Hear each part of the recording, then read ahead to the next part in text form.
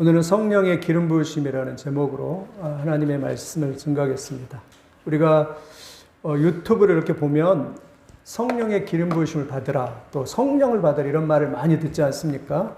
과연 교회 다니면서도 성령의 기름 부으심을 받으라 할 때 성령의 기름 부으심을 그래도 알고 다녀야 되죠. 그래서 오늘은 성령의 기름 부으심에서 굉장히 중요한 주제를 가지고 말씀을 증거하도록 하겠습니다. 여러분, 교회마다 다 특징이 있죠. 교회는 어떤 교회 가보면 정말 예배가 뜨겁습니다. 그래서 예배가 기대감이 있어요. 그리고 사모함이 있습니다. 예배가 참 역동적이에요. 살아있는 것 같아요. 그리고 말씀을 전할 때에도 사람들이 아멘, 아멘 잘 받고 분위기가 벌써 다릅니다. 기쁨이 이렇게 예배 시간에 있죠. 저도 이번에 토론토 커넥트 교회 가서 예배를 증거하는데 청년들만 있는 교회인데도 어른들이 별로 없어요. 다운타운인데. 청년들이 얼마나 막 눈을 초롱초롱 해갖고 말씀을 던졌지 스폰지가 받아들인 것 같더라고요. 근데 제가 못해도 그냥 너무 잘 나오는 거예요. 그래서 참 다르다 이런 생각을 했어요. 왜 이렇게 차이가 있을까? 근데 반대로 어떤 교회에 가보면 어두워요.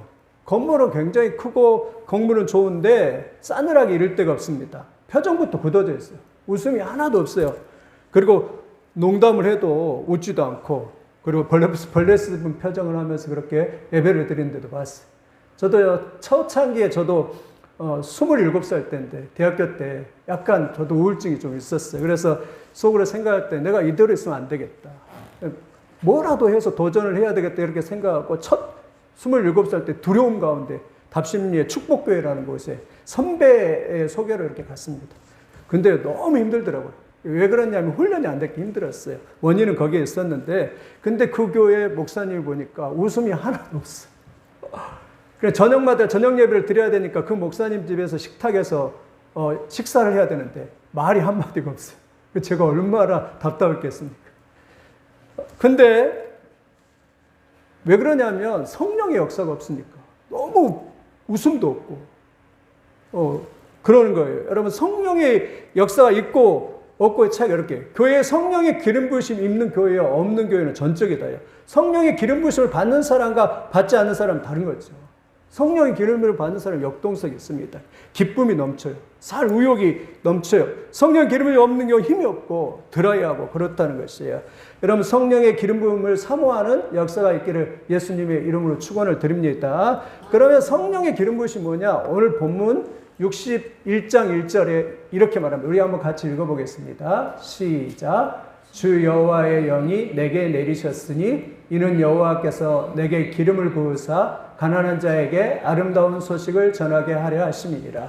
여기 기름을 부으사 그랬는데요. 이 기름을 부은다는 말은 영어로 어노인팅이라고 합니다. 이 어노인팅의 성경적 의미를 내면 구별되다는 거예요. 거룩함을 의미합니다. 구약에서는요, 사물과 사람에게 이 기름 부으심을 했어요. 민수기 7장 1절 보니까 모세가 장막 세우기를 끝내고 그곳에 기름을 발라 거룩히 구별하고 또 그 모든 기구와 제단과 그 모든 기물에 기름을 발라 거룩히 구별한 날에라고 말합니다. 기름 부음을 붓다는 건 기름 부은 이유는 뭐냐면 그것을 거룩하게 하기 위해서, 구별하기 위해서 그랬다는 것이에요. 보세요. 똑같은 의자예요. 똑같은 이런 강대상입니다. 근데 기름을 바르면 뭐예요? 거룩하게 되는 거예요. 구별이 되는 거예요. 그래서 뭐라고 하죠? 성전에 있는 것을 성물이라고 그래요. 똑같은 마이크예요. 그런데 기름을 바르면 뭐라고요? 특별한 구별된 그러한 존재가 된다는 것이. 구약에서는 사람에도 기름을 부었어요. 세 종류의 사람에만 기름을 부었습니다. 첫째는 제사장이에요. 제사장. 하나님의 성전에서 이렇게 일하는 제사장인데 출애굽기 28장 40 보니까 너는 그것들로 내 형 아론과 그와 함께한 그의 아들들에게 입히고 그들에게 기름을 부어 위임하고 거룩하게 하여 그들이 제사장 직분을 내게 행하게 할지며. 그러니까 제사장 직분을 행하게 하기 위해서 뭐예요? 기름을 발라서 그 직분을 잘 감당하도록 했다는 것입니다.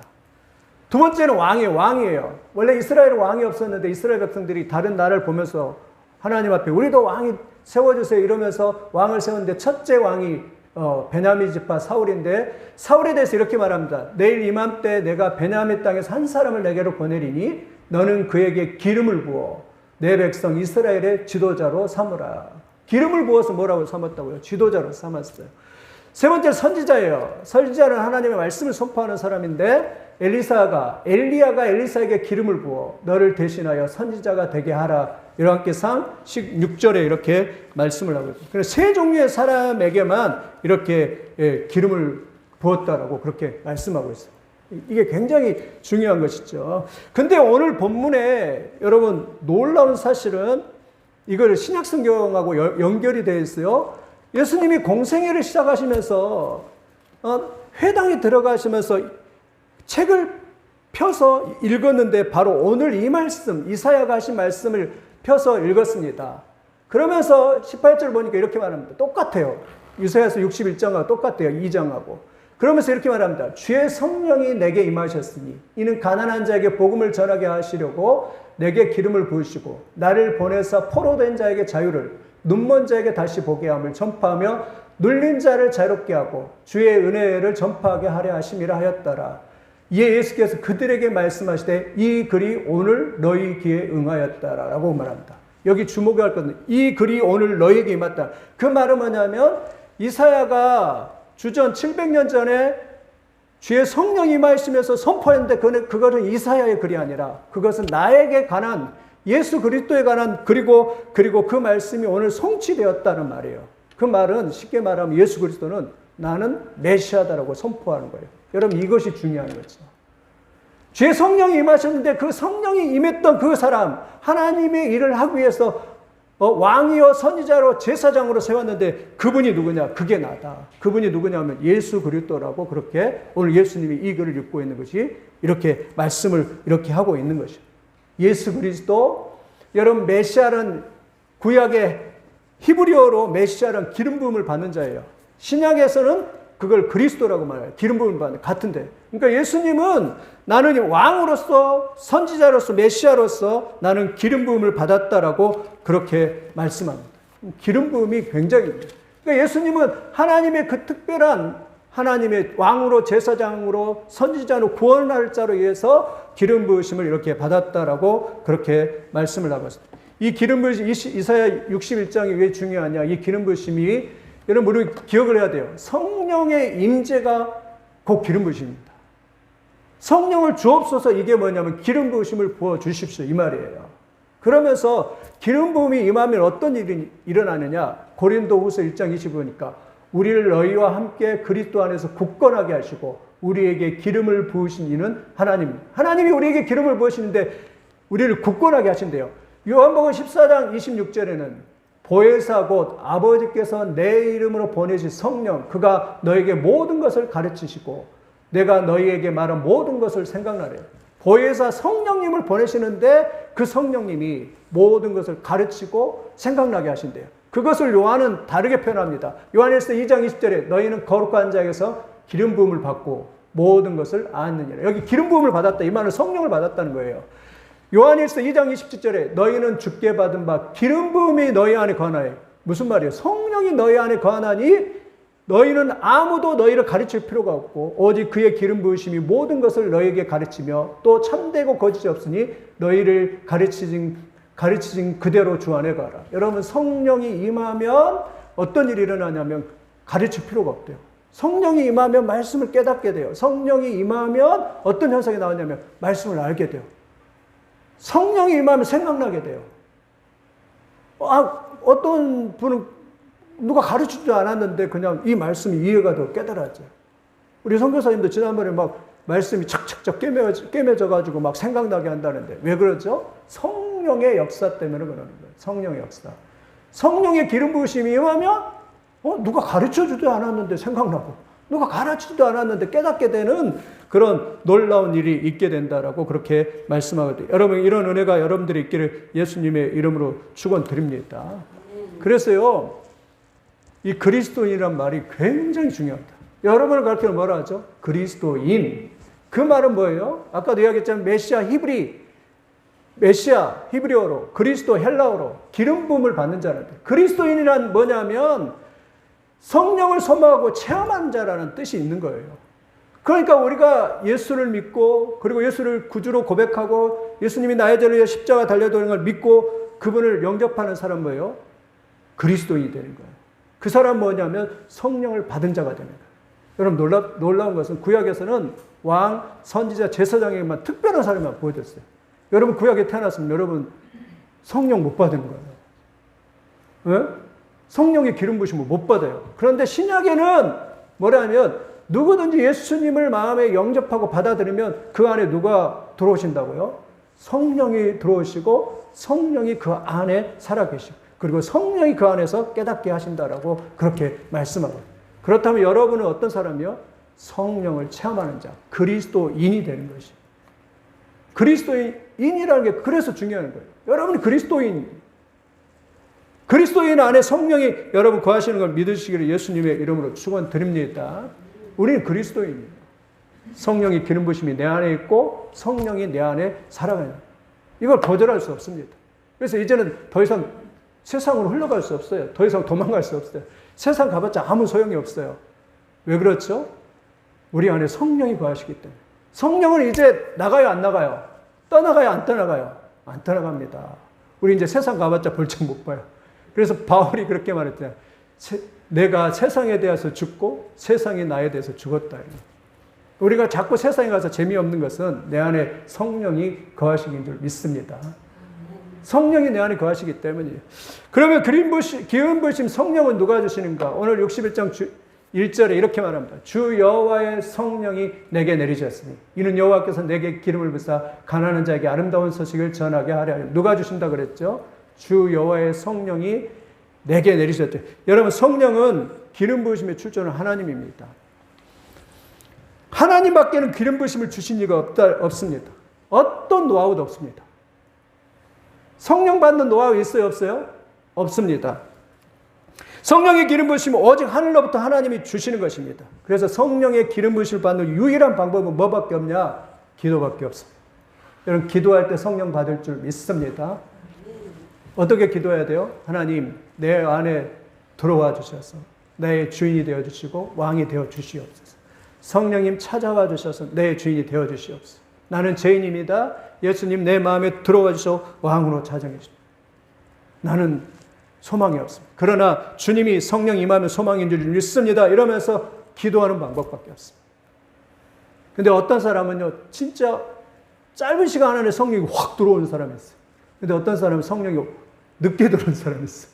그러니까 그거는 하나님의 주권이 하나님께서 주시는 거예요. 필요할 때 주시는 거예요. 여러분 성령을 구하시기를 바랍니다. 우리 기도할 때도 마찬가지. 기도할 때 어떤 기도가 좋은 기도예요? 가장 좋은 것을 구하는 것이죠. 마태복음 7장 11절 이렇게 말한다. 하늘에 계신 너희 아버지께서 구하는 자에게 좋은 것으로 주시지 않겠느냐. 좋은 것이 무엇이냐? 누가복음 11장 13절 이렇게 말해요. 너희 하늘 아버지께서 구하는 자에게 성령을 주시지 않겠냐. 그렇다면 가장 좋은 건 뭐예요? 성령의 기름 부으심입니다. 성령입니다. 여러분 성령을 구하시기를 예수님의 이름으로 축원을 드립니다. 성령을 구하면 달라지는 거예요. 여러분 교회가 뜨거워지면 어떤 일이 벌어지냐? 성령이 임하면 뜨거워져요. 성령이 임하면 뜨거워지는데 뜨거워지면 어떤 일이 있냐면 뜨거워지면 마귀는 떠나갑니다. 더러운 귀신은 떠나갑니다. 그래서 교회 온도가요 올라가야 돼요. 교회 온도가 올라가야 돼요. 여러분 예전에 저희 집에도 보면 이 뱀이 시골집이 저희 시골에 이제 시골집인데 시골집은 뱀이 이렇게 처마 밑에 있거나 뱀이 집에 있었어요. 초가집 같은 데는. 저도 이렇게 봤어요. 그럼 어릴 때니까 얼마나 무서워요. 그러는데 이 뱀을 떠나게 시골집에 이렇게 뱀을 떠나게 하는 방법이 무엇인지 아십니까? 뭐냐면 그 집에 이 아궁이 우리 시골에도 아궁이가 있었는데 그 집에 나무를 엄청 넣어가지고 불을 뜨겁게 하는 거예요. 그러면 온돌방이 있으니까 집의 온도가 어떻게 되죠? 뜨거워지잖아요. 그러면 뱀은 냉혈동물이거든요. 차가운 동물이거든요. 사단의 특성하고 똑같잖아요. 그런데 이 뱀이 그래서 그냥 뜨거워지니까 그냥 자연적으로 떠나간다라고 그렇게 그래요. 떠나가게 되는 거예요. 마찬가지입니다. 교회도 마찬가지입니다. 교회도 사단의 표적이잖아요. 우리 작은 교회도 시험이 얼마나 많이 있습니까? 작은 거에도 이렇게 넘어지는데 그런데요. 교회 온도가 올라가면 사단은 떠나갑니다. 여러분의 기도의 온도가 올라가고 그리고 말씀의 온도가 올라가고 그리고 여러분이 예배의 온도가 올라가면 성령 충만하면 뭐예요? 더러운 귀신이 악한 귀신이 떠나가는 것이 믿으시길 예수님의 이름으로 축원드립니다. 우리가 자꾸 넘어지는 거 뭐예요? 온도가 떨어졌다는 것이. 내 하나님에 대한 그러한 기도의 온도가, 내 예배의 온도가, 그리고 내 신앙의 온도가 떨어졌구나. 온도가 떨어지면 반드시 문제가 있어요. 작은 일에도 문제 있습니다. 요즘에 장수들 침대에 광고로 이렇게 나옵니다. 체온이 1도만 올라가면 면역력이 5배까지 증가한다. 체온이 1도만 올라가도 면역력이 5배. 그러니까 몸이 체온이 그렇게 중요합니다. 여러분, 저체온 때문에 사람이 죽지 않습니까? 체온이 떨어지면 별거 아닌 세균에도 그냥 몸이 해를 받게 되는 것입니다. 교회도 똑같습니다. 교회도 영적 온도가 내려가면 별거 아닌데 시끄러워요. 그 별거 아닌데 잡균이 교회를 침범합니다. 교회 영적 온도가 올라가면 그러나 전혀 그것들이 해하지 못하는 그런 일들이 올라요. 그래서 우리 교회는 뭐예요? 뜨거워야 되고, 교회는 영적인 온도가 올라야 될 줄 믿습니다. 예배가 뜨거워야 될 줄 믿습니다. 그래서 예수님은 영과 진리로 성령 안에서 예배하라라고 우리에게 그렇게 말합니다. 여러분, 뜨거워지시기를 바랍니다. 내가 자꾸 시험 드는 거 뭐라고요? 내 온도가 떨어졌구나. 그럼 사탄이 아주 교묘하게 틈을 탑니다. 굉장히 어떨 때는 막 기분이 픽 상하거나 아니면 막 좌절하거나 연약해지거나 이렇게 돼요. 그러니까 여러분이 온도를 높여야 돼요. 시험이 들려면 막 빡세게 집에서 기도하고 그리고 말씀 읽고 막 이러면서 내가 결코 지지 않으리라. 내가 주님이 축복하기까지는 내가 결코 포기하지 않으리라 이러면서 막 더 주님을 막 붙잡으면서 이렇게 나가는 역사가 였기를 예수님의 이름으로 축원드립니다. 그러면 성령의 기름 부으심을 왜 주시는가? 왜 성령의 기름 부으심의 목적이 무엇일까? 61장 이렇게 말합니다. 주 여호와의 영이 내게 내리셨으니 이는 여호와께서 내게 기름 부으셔서 가난한 자에게 아름다운 소식을 전하게 하려 하십니다. 성령의 기름 부으심을 주신 목적은 분명합니다. 여러분 기억하셔야 됩니다. 그것은 뭐냐면 아름다운 소식을 전하기 위해서 성령의 기름 부으심을 주는 것입니다. 헬라어로 유앙겔리온, 복음이라고 하죠. 복된 소식, 기쁜 소식이라고 하는데 왜 성령이 부어주신다고요? 복된 소식을 이렇게 증거하기 위해서 부어주시는 거예요. 초대교회 오순절날도 마찬가지입니다. 오순절날도 성령을 부어주는 이유가 예수 그리스도의 증인이 되라고 이렇게 부어주시는 것이에요. 여러분 성령 받기를 예수님의 이름으로 축원드립니다. 그런데 교회 요즘날 보면 유튜브를 한번 보세요. 사람들이요 은사주의에 너무 이렇게 막 쓰러뜨리고 막 어떤 때는 그래요, 여러분. 막 저도 그렇게 한번 해보고 싶을 때도 있어요. 막 한번 이렇게 어떤 분은 막 슉 장풍 날리면 팍 쓰러지고 막 이러는데 여러분 이런 능력 받고 싶지 않으세요? 그러고 싶잖아요. 근데 은사주의의 문제가 뭐냐면 좋아요. 성령을 구하는 거 좋습니다. 또 뜨거운 은사를 구하는 거 좋아요. 잘한 겁니다. 은사 구해야 됩니다. 뜨거움 구해야 돼요. 근데 성령의 은사를 주신 사람의 문제가 뭐냐면 교회에 맨날 모여서 뜨거움을 구하고 이렇게 막 쓰러지고 막 이렇게 하는데 문제는 뭐냐면 사람이요. 이런 걸 체험하다 보면 더 엑스타시하고 더 자극적인 걸 원합니다. 만족 못해요. 처음에는 그냥 방언했다 그러면 그게 너무 좋아가지고 막 다다다다다 이렇게 하면서 방언했는데 근데 그 다음부터 그건 만족 못합니다. 그 다음에 또 방언하고 또 예언하고 또 통변하고 그 다음에 막 치유 은사가 나타내고 어떤 사람은 막 이빨이 금이빨 되는 거 그 다음에 어떤처럼 토너토 블레싱 같은 경우는 막 걔처럼 막 웃고 쓰러지고 막 그런 일들이 있는 거 점점 더 그런 걸 더 원하는 거예요. 그런데 성령 역사를 주신 이유는 그게 아니라는 거예요. 교회 우리끼리 모여가지고 막 얼싸싸하고 막 그런 게 아니라 나가서 예수 그리스도의 복음을 증거하기 위해서 성령의 은사를 주신 걸 여러분 믿으시기를 예수님의 이름으로 축원드립니다. 여러분 예수님의 증인이 되기 위해서 예수님의 증인이 되라고 하나님께서 성령의 은사를 주신 것입니다. 여러분 성령 받고 복음의 증인이 되시길 바라. 이 초대교회가 그랬습니다. 고린도 교회가 그랬습니다. 고린도 교회는 참 놀라운 교회예요. 사도 바울이 목회했던 곳인데 각종 성령의 은사가 다 나타났던 곳이 어디냐면 고린도 교회입니다. 여러분 놀랍지 않으세요? 방언, 예언, 통변, 치유, 능력 행함 이런 것들이 고린도 교회에 다 나타났어요. 근데 이 고린도 교회가 문제가 뭐냐면 자기들끼리 모여서 어떤 사람이 더 훌륭하네. 어떤 사람이 더 방언이 세네. 막 이러면서 막 싸우기 시작을 했어요. 그러니까 사도와 이들이 이렇게 말합니다. 고린도전서 11장 17절에 이 고린도 교회를 비판하면서 이렇게 말합니다. 내가 명하는 이 일에 너희를 칭찬하지 아니하리니 이는 너희의 모임이 유익되지 못하고 도리어 해가 됨이라. 해로움이라고 말해요. 내가 그렇게 은사가 나타나고 방언도 나타나고 그런데 오히려 그게 더 해롭다 이러면 차라리 은사를 안 나타났으면 좋겠다라고 그렇게 사도 바울이 그렇게 말씀하고 있습니다. 우리는 영적 은사, 성령의 은사를 받는 분명한 목적을 알았는데 성령의 기름 부으심을 주신 이유는 예수 그리스도의 증인이 되라고 말해요. 성령 받고 뭐 하라고요? 예수 그리스도를 증거. 성령 받았으면 나가서 예수님을 증거하는 것입니다. 예수 믿으세요. 예수가 구원했습니다. 이렇게 증거하는 것인 줄 믿습니다. 그래서 사도행전 1장 8절 같이 한번 읽어보겠습니다. 시작. 오직 성령이 너희에게 임하시면 너희가 권능을 받고 예루살렘과 온 유대와 사마리아 땅끝까지 이르러 내 증인이 되리라 하십니다. 성령이 임하면 뭐 하라고요? 권능을 받아요. 권능 뭐예요? 다이나마이트예요. 폭발적인 능력을 받아요. 그럼 뭐 해야 돼요? 자기 자신의 능력을 나타내는 게 아니라 가서 예수님의 증인이 됩니다. 증인은 뭐냐면 마르투스라고 해요. 순교자가 되는 거예요. 예수님을 증거하는 순교자가 되는 것이에요. 여러분 마가복음 16장 20절 같이 한번 읽겠습니다. 시작. 제 아들이 나가 두루 전파할세 주께서 함께 역사하사 그 따르는 표적으로 말씀을 확실히 증언하니라. 더 큰 표적과 능력이 언제 나타나요? 교회에서 기도한다고 나타나는 게 아니라 나가서 두루 전파할 때 하나님의 복음을 위해서 더 큰 표적과 능력이 나타나는 줄 믿습니다. 여러분 더 큰 표적을 원하고 더 큰 기적을 원하는 뭐 해야 돼요? 복음 전파.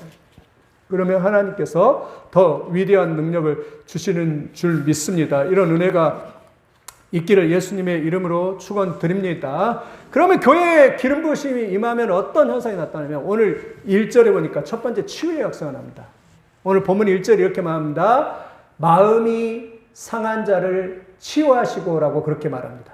여러분 성령이 임하면 나타나는 현상이요. 마음이 치료가 됩니다. 여러분 병들고 그러면 어디 가면 됩니까? 얼굴이 다쳤어요. 어디 가면 됩니까? 의사가 고치면 돼요. 의사가. 강남에 가면 성형수술하는 데가 너무 많습니다. 그래가지고 비포, 애프터 이렇게 해가지고 고치는 데가 너무 많이 있어요.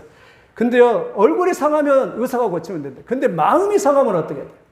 아, 이게 참 힘들어요. 저도 마음이 상하니까요. 아, 오래 걸리더라고요. 오래 걸려. 이게 치유가 잘 안 돼요.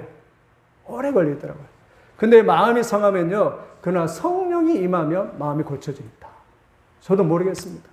말씀을 읽다가 예배하다가 포기하지 않고 이렇게 하다 보니까 어느새 마음이 치유가 되는 것 같아요. 물론 지금도 부족한 건 너무 투성이지만 그러나 여러분 성령이 임하면 마음이 치유가 돼요. 근데 내 힘으로 아무리 안 깐쓰면서 막 아무리 해보려고 해도 인간적인 노력으로 안 돼요. 안 고쳐지더라고요. 근데 성령의 은혜가 탁 임하니까 성령의 역사니까 마음이 치유되는 것을 이렇게 경험하는 걸 봤습니다. 여러분 이러한 치유의 역사가 나타나길 원합니다. 막 치유 사역 안 해도 예배 시간에 성령을 사모하다가 성령이 탁 임하면 그냥 치유가 그냥 일어나는 것이에요. 이런 은혜가 오늘 여러분의 가운데 있기를 예수님의 이름으로 축원드립니다. 두 번째 해방과 자유. 오늘 1절을 보니까 포로된 자를 자유케 갇힌 자에게 노임을 선포하며로 말합니다. 오늘날 포로된 자가 너무 많습니다. 갇힌 자가 많이 있어요. 네, 많이 있습니다. 정신적으로도 그리고 쇼핑이나 마약이나 게임에 술과 담배에 포로된 자가 너무나 많이 있습니다. 중독된 자가 너무나 많이 있습니다. 통제 못합니다. 그러나 누가 해방시켜요? 성령이 임하면 해방되고 자유케 될 줄 믿습니다. 그러니까 여러분 기도하세요. 주님 내 마음에 들어와 주셔서 나의 주인이 되어주시고 왕으로 자정하시고 통치해 주시옵소서. 성령이 임하면 성령이 주인이 되기 때문에 자유가 임한 줄 믿습니다. 고린도후서 3장 17절에 이렇게 말해요. 주의 영이 주는 영이시니 주의 영이 계신 곳에 자유가 있느니라. 주의 성령이 임하면 자유가 있어요. 되게 자유롭습니다. 저는 예전에 생각나는 게 예전에 우리 분목사를 했을 때 중국에서 선교하는 선교사님. 저는 그렇게 자유로우신 분 처음 봤어요. 설교하는데 그렇게 자유롭더라고요. 성령이 임하니까요. 그렇게 자유로워요. 근데 웃음도 그냥 막 통쾌하게 웃고 막 깔깔깔 웃고 하하 웃는데 부럽다는 이런 생각이 들더라고요. 여러분 성령이 임할수록 어떤 현상이 나요? 자유로워요. 되게 사람에게 매이지 않아요. 환경에 매이지 않아요. 돈에 매이지 않습니다. 그리고 되게 자유롭습니다. 이런 은혜가 여러분들의 있기를 예수님의 이름으로 축원드립니다. 시편 10절 27절에 말해 그날에 그의 무거운 짐이 내 어깨에서 떠나고 놀랍잖아요. 여러분 어깨에 눌린 사람 얼마나 많이 있어요. 어깨에 눌리 그 어깨에서 떠나간대 그 무거운 짐이 그의 멍에가 내 목에서 벗겨지되 기름진 가닥에 멍에가 부러지리라라고 그렇게 말씀합니다. 성령이 임하니까 어깨에 무겁던 사람이 그냥 다 벗어지고 그러한 짓눌린 것이 다 해결된다라고 그렇게 말했습니다. 이런 역사가 있기를 예수님의 이름으로 축원을 드립니다. 성령이 임하면 은혜가 선포된대요. 은혜를 영어로 The Year of Jubilee라고 하는데 The Year of Grace라고 하는데 은혜가 은혜의 뭐냐요? 구약식으로 말하는 희년입니다. 희년은 70년마다 한 번 있는 거잖아요. 그 말은 뭐냐면 삶이 통째로 바꿔버려요. 은혜가 선포되면. 성령이 임하면 삶이 통째로 바꿔져 버립니다. 이건 놀랍습니다. 여러분, 이런 은혜가 있기를 예수님의 이름으로 축원드립니다. 이번 코로나 때도 그러더라고요. 이 코로나 때도 보면 코로나를 거치면서 어떤 교회는요, 몇백 배로 성장하는 교회가 있어요. 이번 아까 조금 전에 이랬던 커넥트 교회도 그러더라고요. 코로나 거치면서 교인들이 10명, 20명도 안 됐어요. 근데 코로나 걸리니까 다 흩어져 버렸어요. 그래서 집에서 포기하지 않고 집에서 예배를 드렸대요. 코로나 거칠 때. 근데 코로나 끝났는데 예배를 포기하지 않고 목요일에도 주일에도 이렇게 교회도 가지 않고 이제 못 드리니까 집에서 청년들이 같이 모여서 예배를 드렸는데 몇 배로 성장을 해버려요. 갑자기 청년들이 그냥 어디서 막 몰랐는데 몰려들기 시작하는데 청년 100명이 돼버렸어요. 순식간에. 그래가지고 그 목사님이 그냥 너무 행복해 하더라고요. 어떤 애틀란타 같은 교회 같은 경우는 베들교회 같은 경우는 코로나 지나고 났는데 성도들이 코로나 그 기간에도 오기 시작하는데 1년에 막 400명, 500명 와요. 500명. 와, 놀랍더라고요. 왜냐하면 성령의 기름 부으니까 그냥 한 해가 그냥 완전히 바꿔버려야 됩니다. 여러분에게 이런 역사가 있기를 바랍니다. 이 해가 바뀌어버려요. 내 삶이 완전히 변화돼버려요. 성령이 임하니까 그런 역사가 일어나는 것이에요. 내 삶이 전체가 통째로 이렇게 변화되는 역사가 있을 줄 믿습니다. 하나님이 임하면 우리의 삶이 바뀌어요. 내 마음도 감정도 바뀌고 생각도 다 바뀌어요. 그래서 완전히 변하는 역사가 일어나기를 예수님의 이름으로 축원드립니다. 네 번째는 위로의 역사가 있어요. 2절에 보니까 슬픈 자를 위로하며라고 말합니다. 성령이, 여러분, 사람은 위로가 필요합니다. 그러나 사람은요, 절대 사람에게 위로를 기대하면 안 됩니다. 사람, 여러분, 위로 못 해줍니다.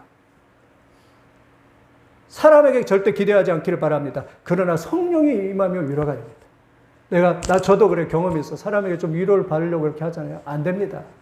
여러분, 사람은 절대 믿음의 대상이 아닙니다. 사람은 위로의 대상이 아니에요. 여러분, 성령을 기대하시기를 바랍니다. 성령은 슬픈 자를 위로한다라고 그렇게 말씀합니다. 성령이 임하면 슬픈 자가 위로됩니다. 교환의 역사가 됩니다. 화관을 재를 기쁨으로 슬픔을, 찬송의 올수록 근심을 대신한다고 말합니다. 성령이 임하면 뭐예요? 교환의 역사예요.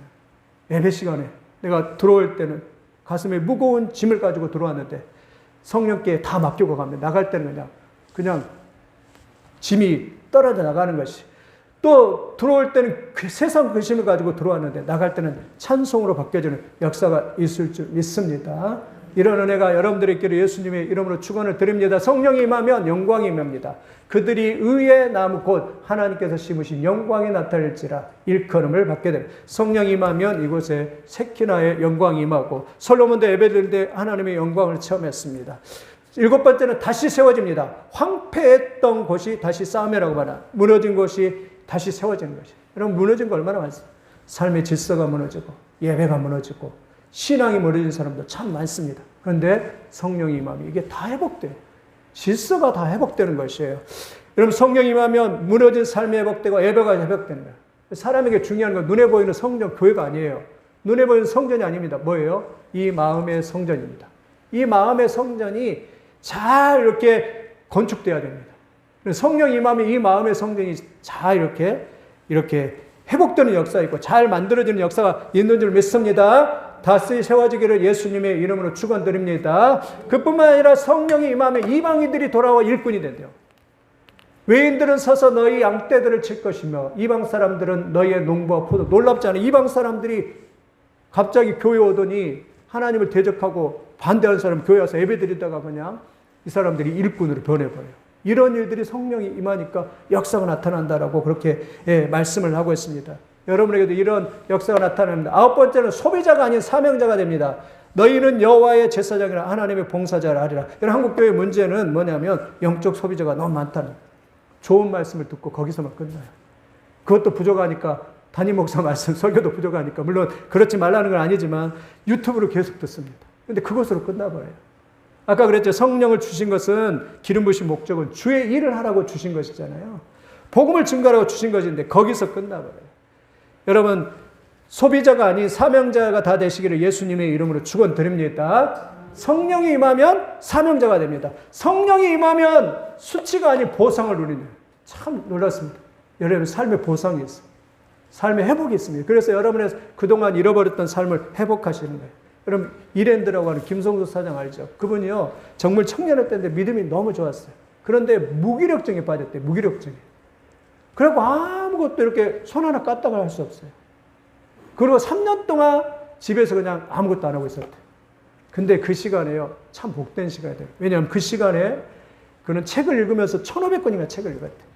그 시간에 삶의 비전이 나오고 그 시간에 위대한 3년 후에 회복이 됐대요. 하나님께서 회복시켜 주셔서 이랜드를 만들어가지고 지금 회장으로서 잘하고 있는데 여러분에게도 이렇게 다시 세워지는 역사가 있기를 예수님의 이름으로 축원드립니다. 삶의 보상이 있습니다. 여러분 잃어버렸던 시간들 또 위축된 시간들 삶의 보상이 있을 줄 믿습니다. 이런 역사가 있기를 바랍니다. 11번째 풍성하고 기쁜 삶이 죽음다. 7절에 보니까 그들이 땅이 갑절이나 없고 영원한 기쁨이 있으리라고 말합니다. 여러분 성령이 임하면 텅 빈 그물 인생이 갑절이라는 풍성한 삶으로 바뀌어야 될 줄 믿습니다. 성령이 임하면 변화되는 역사가 있는 줄 믿으시기를 예수님의 이름으로 축원드립니다. 마지막으로 하나 있는데요. 더 중요한 게 있어요. 이제 이보다 더 중요한 거 있어요. 마지막 때 필요한 것이 뭘까요? 마지막 때 필요한 것이 기름 부으십니다. 그럼 잘 보세요. 이게 중요합니다. 이사야가 이렇게 말합니다. 여호와의 은혜해 2절에 보면 여호와의 은혜와 우리 하나님의 보복의 날을 선포하며 모든 슬픈 자를 이루하되 이르게 하지. 근데 예수님이 누가복음에서 읽는데 어떻게 읽느냐면 보복의 날을 빼버렸어요. 그러면서 은혜를 선포하려 하심이라 하면서 이 말씀에 응했느냐라고 예수님이 그렇게 보복의 날을 빼버렸어요. 왜 그랬죠? 예수님은 초림 때 오신 이유는 은혜를 선포하게 오셨기 때문에 은혜를 선포하게 오셔서 그래서 예수님은 은혜를 선포하기 위해서 보복의 날을 빼버렸어요. 보복의 날이 뭐냐면 The Day of Justice거든요. 그러니까 공의의 날이에요. 심판의 날이에요. 근데 보세요. 그런데 이 말을 연결시키면 이제는 마지막 때 뭐만 남았어요? 심판만 남았습니다. 이제 마지막 때는 하나님의 심판만 남았어요. 그렇기 때문에 이 말씀이 이제 이루어질 때 마지막 때도 이 심판 아래 예수님이 재림주로 오시는데 그때 필요한 것이 뭐냐면 성령의 기름 부으심입니다. 성령의 기름 부으심이 없으면 예수님 영접 못합니다. 예수님이 다시 재림주로 오신 것을 믿습니까? 그렇다면 성령이 충만해야 돼요. 보세요. 마태복음 25장에 보면 3절에 이렇게 말합니다. 미련한 자들은 등을 가지되 기름을 가지지 아니하고 슬기 있는 자들은 그릇에 기름을 담아 등과 함께 가져갔습니다. 무슨 말이에요? 미련한 자들을 슬기 있는 자들 구분이 뭐예요? 공부 잘하고 못하고 아니에요. 뭐예요? 등은 등이 뭡니까? 등은 하나님의 말씀을 말합니다. 미련한 자도 하나님의 말씀을 가지고 슬기 있는 자도 하나님의 말씀을 가졌어요. 근데 미련한 자는 뭐가 있어요? 기름이 없다는 거예요. 여러분 기름이 뭐예요? 기름을 부어야지만 불이 이렇게 빛나잖아요. 그 말은 뭐냐면 하나님의 말씀은 똑같이 있습니다. 그런데 성령의 기름인 부음이 있어야지만이 이 말씀을 깨달아지고 이 말씀을 빛나게 하는 거예요. 빛나는 삶을 살아가는 거예요. 성령이 있어야지만이 예수님 오실 때까지 이 등불이 환히 밝히면서 말씀에 충만한 삶을 살아가는 그러한 역사가 있는 줄 믿습니다. 그렇다면 마지막 때도 예수님을 맞이할 사람은 뭐예요? 성령의 기름 부으심이에요. 성령의 기름 부으심이 없으면 여러분 예수님을 맞이할 수가 없는 것이에요. 여러분 그래서 우리는 뭘 구해야 돼요? 성령의 기름 부으심을 구해야 될 줄 믿습니다. 마지막 때 예수님 오셨는데 등 환히 불켜요. 그 말은 뭐냐면 하나님의 말씀 가운데 빛나는 인생이 돼요. 말씀이 깨달아지고 말씀이 진리 안에서 그 은혜를 날마다 누리는 그런 삶을 살다가 예수님이 탁 맞이했을 때 그때 슬기로운 다섯 처녀처럼 예수님을 맞이하는 사람이 된다라고 그렇게 말씀합니다. 그러니까 마지막 시대에도 가장 중요한 것은 기름 부으심. 여러분 기름 부으심을 주세요. 성령을 부어주세요. 여러분 기도할 수 있기를 예수님의 이름으로 축원드립니다. 많은 교회 똑같습니다. 똑같이 설교 시간이 있어요. 똑같이 말씀을 읽었습니다. 그러나 성령의 기름 부으심이 있고 없고는 달라요. 성령의 기름 부으심이 있으면 이 작은 말씀도 막 깨달아져요. 막 그 말씀이 팍팍팍 깨달아져요. 그 진리가 임하게 되는 것이죠. 그런 역사가 여러분들의 있기를 예수님의 이름으로 축원드립니다.